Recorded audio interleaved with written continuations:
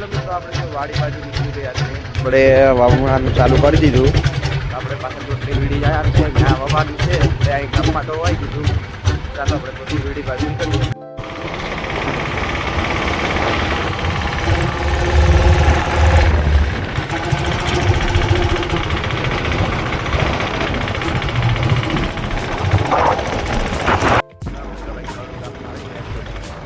આપણે ગળું છે આપણું બાજુનું જ ગામ છે. આપણે જો હમણાં ગળુમાં એક ગેટ બન્યો છે, 3-4 દિવસ તો મિત્રો આ છે ગળું આપણું. ચાલો આપણે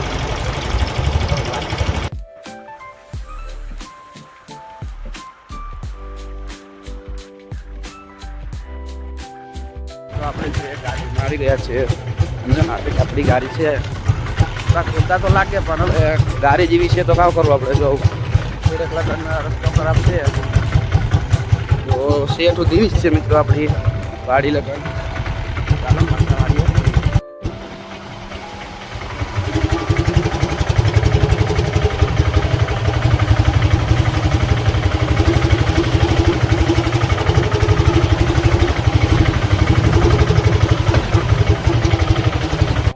આપણે જો આપણી વાડી આવી ગયા હતા અને આપણે જો કંઈ વાવણી કરવાની છે. આપણે માંડવી અને સોયાબીન બે વાવવાનું છે. 10 વીઘાનું છે. આપણે ટ્રેક્ટર પણ આપણી મોર આવી ગયું હતું. આપણે થોડાક વાલા મોડા થઈ ગયા હતા.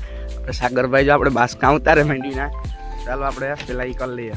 તો આપણે જો વાવણી શરૂઆત કરી દીધી છે. આપણે કંઈક ટ્રેક્ટર આવી ગયું હતું તો આપણે વાવણીની શરૂઆત કરી દીધી. આખા ખેતરમાં મિત્રો આપણે વાવવાનું છે. જે તમે આગળ જોયું તો એ અમારા ખેડૂત મિત્રોની એક પરંપરા છે કે પહેલાં આપણે ભગવાનને માનીને આપણે વાવણીની શરૂઆત કરીએ. તો ભગવાનને માનીને આપણે વાવણીની શરૂઆત કરી દીધી છે. આપણે એટલું થોડુંક વાવ્યું, બિયારણ મિલે એટલું પડે એટલું નહીં. હવે આ છે આપણું ખેતર. ચાલો મિત્રો આપણે જો બિયારણ લેવા પાછા આવી ગયા હતા. આપણે કંઈક વાં જો વાવે આપણે અહીંયા બિયારણ લેવા આવ્યા હતા. આપણે જો બિયારણ મિક્સ પણ કરી દીધું અને રિક્ષામાં બિયારણ પડ્યું તો આપણે પાછું મિક્સ કરશું. તો તમે બતાવશું કે કેવી રીતે બિયારણ મિક્સ કરાય. દવા થોડીક ભેળવવી પડે કેમ કે દવા વગર તો ચાલે નહીં. આપણે જો એક ગુણ માંડવીની ખાલી કરી નાખી અને બીજી ગુણ આપણે લઈને પાછા આપણે એને દવા નાખીને એને કેળવવાનું છે. તો આપણે રિક્ષામાં એક ગુણ પડી તો એ લેતા આવીએ. તો ચાલો આપણે એક ગુણ લેતા. આપણે જો આ રિક્ષામાંથી આ ગુણ કાઢવાની છે તો આને આ ગુણને લઈ એમાં પુગાડવાની છે. અહીંયા પછી આપણે દવા નાખીને બિયારણને મિક્સ કરવાનું.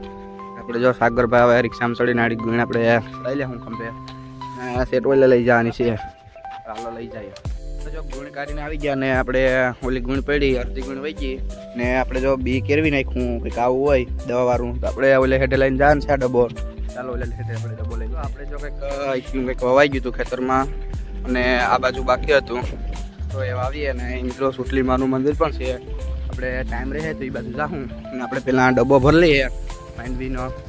એટલે જ્યાં સાગરભાઈ છે આમાં આપણે આ બિયારણ છે મિક્સ કરી ગલ. પહેલાં આપણે ડબ્બો ભરી લઈએ. આપણે જો બપોરનો જમવાનું કરીને પછી આપણે જો આ જમવાનું આપણે બપોરનું હતું એટલે લીમડો દેખાતો હોય તો અહીંયા બપોરનું જમવાનું કરી આપણે વાવણી પાછી ચાલુ કરી દીધી હતી. તો કંઈક આ રીતે કંઈક ખેતરમાં આપણે વાવ્યું હતું. આપણે મિત્રો એટલું ખેતર બાકી હોય એટલો કટકો. તો આવો નવો તમારો ભાઈને સપોર્ટ કરજો અને સબસ્ક્રાઈબ કરવાનું ના ભૂલતા. ચાલો આપણે પાછા થોડીક વાવણી બતાવીએ પાછા મળીએ. આપણે જો આપણા ખેતરમાં વાવણી થઈ ગઈ હતી એક આ રીતનું આપણે ખેતરમાં આખું હોવાઈ ગયું હતું. તો આપણે પાછા ઘર તરફ નીકળીએ. આપણે રિક્ષામાં બધી માલ નાખી દીધો, ઉણી બધીમાં મૂકી દીધું. એ આપણે ટ્રેક્ટરવાળાને ઘરે મૂકી દઈશું. જો કે આવું ખેતર મિત્ર આપણે વવાઈ ગયું આખાઈમાં. તો આપણે ઘર તરફ નીકળીએ. ચાલો મળીએ ઘર તરફ. જો આ રિક્ષામાં એટલો બધી માલ ભરી લીધો અને આપણે રિક્ષામાં માલ ભરીને હવે આપણે નીકળવાનું છે આપણી વાડી બાજુ, આપણા ઘર બાજુ, સમઢિયાળા ગામ બાજુ. તો આપણે જો કંઈક આવો માલ ભર્યો અને કંઈક આવું વ્યૂ છે મિત્રો. અહીં સોટલીમાં આવે તો આપણે ટાઈમ નથી થયો એટલે આપણે નહીં જવાય. પાછી ખેલે પાછી ખેલે ટાઈમ રહે તો જાઉં. ચાલો હવે આપણે પાછા મળીએ. આપણે જો સોટલી વીડીથી ઘરે આવી ગયા હતા અને આપણે આજ બહુ થાકોડો લાગ્યો કેમ કે 10 વીઘાની માંડવી વાવી તો બહુ થાકોડો થોડોક લાગી ગયો. તો આવા તમારા ભાઈને સપોર્ટ કરી દેજો અને લાઇક અને સબસ્ક્રાઈબ કરવાનું ના ભૂલતા. તો ચાલો બાય.